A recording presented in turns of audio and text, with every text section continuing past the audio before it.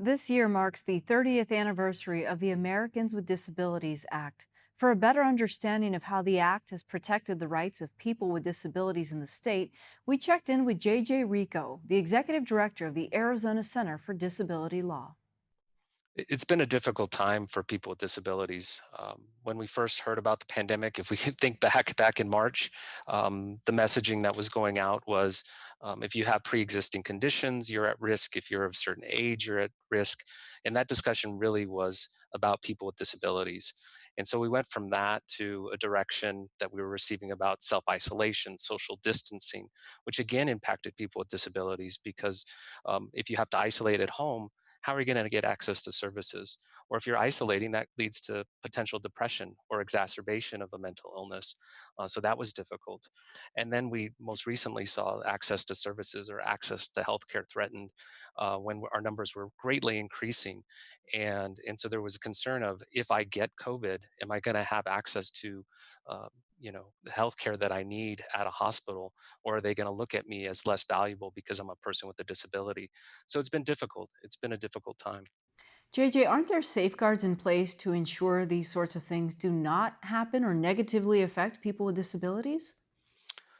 Yes, I mean, obviously, there are civil rights and disability rights. When we talk about the Americans with Disabilities Act and celebrating the 30-year anniversary this year, we have to remember that. But what was concerning to me and our organization was that those were almost forgotten during a pandemic.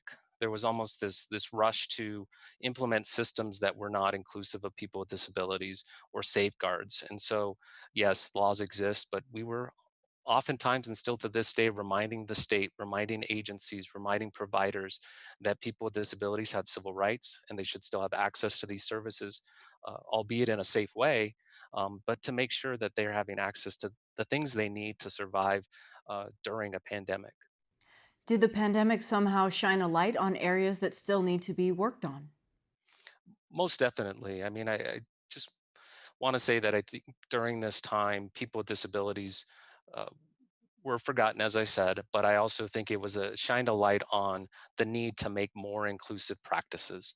So when we talk about telehealth services for all during this time, you need to ensure that people with disabilities and all people have access to a smartphone or have access to internet. Personally, I had to set up for my grandmother, who's 91 years old, a way to access her doctor. And so I had to send in a family member into her home in the safest way possible. But we learned that it can be done. But we have to make sure that system is set up in a way that does not exclude people. Or when we're making decisions about who to render care to, disability should never be a factor.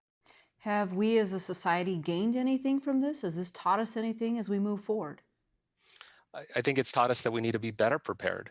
I could not have predicted a pandemic. So when we do emergency preparedness plans, we're going to have that in discussion, and we're going to have in the plan that this could last 3, 4, 5, 6 months or longer, and how services will be provided during that entire time, and how we're going to better react and respond during a pandemic.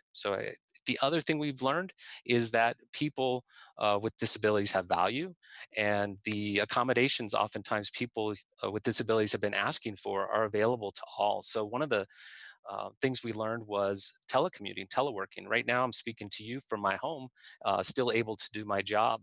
But a lot of times, employers were saying to people with disabilities, no, you can't work from home.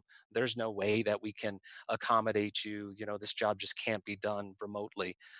And this pandemic has showed many jobs, those jobs and those arguments are probably going to be quieted down, and people with disabilities should go back to their employer and make that reasonable accommodation request even post pandemic.